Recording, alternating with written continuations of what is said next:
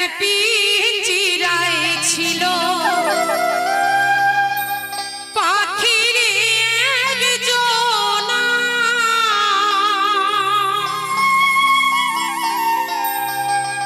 আর ফাঁকি দিয়া বনের পাখি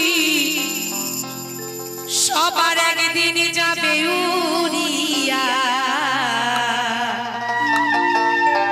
তুমি যতই বড় জমিদার হও, যতই বড় রাজা হও, যেদিন ওখানে ডাক আসবে বাবা, সকল জমিদারি ফেলে কিন্তু চলে যেতে হবে। তাই মহাজন বলছে কৃষ্ণের নাম